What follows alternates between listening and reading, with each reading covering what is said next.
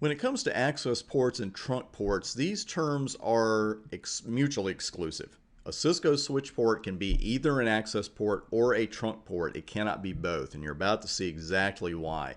Because access ports belong to one and only one VLAN. It's a phrase we're going to come back to a couple of times in this section. One and only one VLAN, and an access port literally cannot trunk. And you can see the VLAN membership of all your access ports with show VLAN or show VLAN brief. And let me line that up for you. I've got show VLAN brief here, and you can see I've got a couple of empty VLANs there, 20 and 30, that we might just be using later. We've got the other 4 default VLANs there at the bottom. And right now, all of our ports are in VLAN 1. Haven't changed a thing. Or have I? Let's talk about this trunk ports for a second. Trunk ports belong to all the VLANs. That's how they handle being a trunk. And as you'd expect, they can trunk. Now, we verify trunk ports with show interface trunk.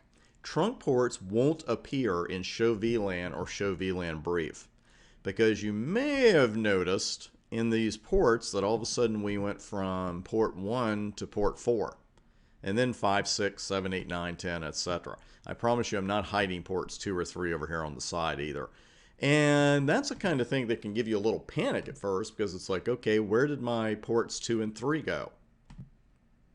Well, they didn't really go anywhere as much as they're trunking right now, and we can verify that with show interface trunk, and there they are. So if you're up here looking for ports in show VLAN or show VLAN brief and you don't see them, run show interface trunk and see if you're already trunking. All kinds of things going on down here. Let's take a look. Going from left to right in that first set, we've got 4 sets of information here with mode, encapsulation, status, and native VLAN. Well, encapsulation 802.1q, we know what it's talking about there. It's the trunking protocol. And status is trunking, otherwise it would be not trunking, which is not what we want. The native VLAN is 1 at the default. And that mode of desirable, okay, well, that doesn't mean anything to us yet, but it will in a moment.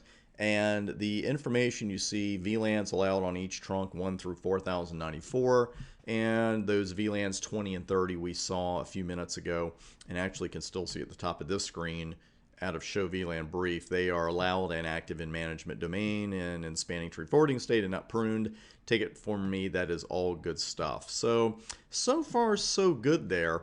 Now what I want to do is use iOS help to display the port's trunking options.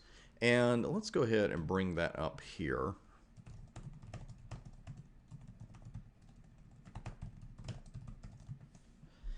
And let's see, we have access, dynamic, and trunk here. Now on some other switches, you might see .1q tunnel and private VLAN options, and we're not working with those anyway. So the 3 that we're seeing right here are definitely for your current studies: active, dynamic, and trunk. Now, active, access, and trunk, pretty darn self-explanatory, but I'm going to explain it to you anyway here on the board in a moment. And dynamic, that has some options you can't see from here. Let me go ahead and show you what I'm talking about. Because then we have 2 modes of dynamic, auto and desirable. And there's that desirable that we saw up, and it's at the top of the screen right now. When I ran show interface trunk, you can see under mode of desirable. So taking a quick look here, first at the switch port mode iOS help output with access, dynamic, and trunk. Well, access and trunk sent the trunking mode unconditionally. Dynamic set trunking mode to dynamically negotiate access or trunk mode, and then we've got some auto or desirable. So we got a lot of options here, and that's why I put them on the board for you so we could see them all together. Now these modes, access makes the port an access port. We know the deal, one and only one VLAN. In effect, what you were doing when you put a port into access mode is that you've turned trunking off on that port. Trunk, the opposite of access, if you will. This option turns trunking on unconditionally. Dynamic negotiates trunking dynamically, and I realize that's a blinding glimpse of the obvious, a BGO. But dynamic also has a couple of other options we need to know about that we just saw, and you have to choose one of these. And just a quick reminder, when you're using iOS help to see your next options and you do not see CR right here, that means you have an incomplete command right here. You've got to enter something else. Because if I backspace and then try to enter switch port mode dynamic as a command, it's going to tell me point blank, incomplete command. Not going to work out. So let's talk about what these two modes mean, auto and desirable, because I got a fifth option that didn't even show up here because it doesn't appear with the others. It's called switch port no negotiate. So we actually have 5 different options for our trunk ports. Now the first two, easy. Unconditional trunking, switch port mode trunk. Unconditional non-trunking, switch port mode access. Now we have active dynamic trunking if we choose desirable to go with switch port mode dynamic. Switch port mode dynamic desirable means the port is actively attempting to trunk. If the remote port is in on, desirable, or auto mode, then you're going to form a trunk.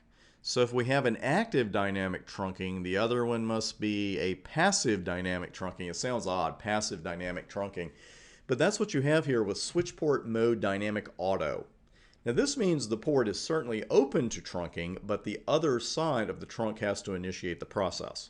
If the remote port is in desirable or on mode, you have a trunk. If both sides are in auto, no trunk is going to form because each end is saying, okay, I'm waiting for that other side of this trunk to initiate things.